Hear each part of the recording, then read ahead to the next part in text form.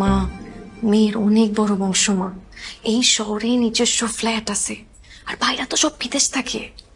একটা মাত্র মেয়ে মা। মইনুলের যদি এই বাসায় বিয়ে হয় তাহলে তো রাজকন্যা সহ রাজত্ব পাবে। বোমা, তুমি কি ঠিক বলছো? তুমি সবসময় বাড়িয়ে বাড়িয়ে বলো। না ধুর, কি বলেন মা? আর বিশ্বাস না হলে আপনারা খবর লাগিয়ে দেখেন। আর ছেলে যেহেতু রাজি, তাহলে মেয়ে দেখতে দোষ কি?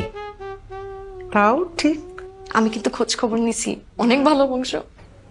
তাড়াতাড়ি খোঁজ খবর নিয়ে দেখেন।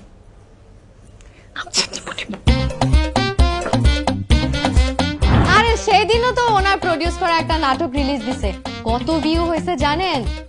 1 লাখ। ওরে পার্টি, ওরে সেলিব্রেশন। দেখেন, আপনারা ছেলে কিন্তু পাইছেন লাখে একটা। জানেন কত বড় প্রডিউসার উনি? ওনার সাথে দেখা করার জন্য সব নায়ক নায়িকারা লাইন দিয়ে বাসার সামনে দাঁড়ায় থাকে। সব নায়িকারা বাসায় আসতে চায়। সেদিন কি হয়েছে জানেন? এক নায়িকা রাত 1:30টার সময় বাসায় চলে আসছে, আর যাই না, সারা রাত বাসায় ছিল। ভাবি কি বলতেছো এগুলো এখানে? তুমি তো আগে এসব আমাকে বলো নাই? চিটার, বাটপার, লুচ্চা। কি করলে এটা ভাবি? ভাইয়া শোনো, নায়িকারা বাসায় আসবে, এটা তো ভালো কথা। এখানে খারাপ কি? তুমি কি ভুল কিছু খারাপ না? দেখছো মা, দেখছো তোমার বড় ছেলের বউ কি করছে? উনি সব জায়গায় কথা বলতে হবে। উনি কথা না বললে হয় না? আমার 3 বছরের সম্পর্ক উনি ভেঙে দিছে।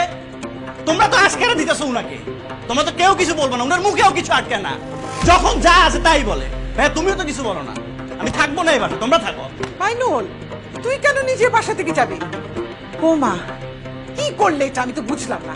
এত বাড়িয়ে বাড়িয়ে কথা বলার কি দরকার ছিল? এর আগে রাইসার বিয়ে ভাঙলে, এখন আমার ছেলেটার বিয়ে ভাঙলে। তুমি কি খুশি? তুমি কি এটাই চেয়েছিলে? তোমাকে তো আমরা কেউ বলিনি এইসব বানিয়ে বানিয়ে কথা বলতে।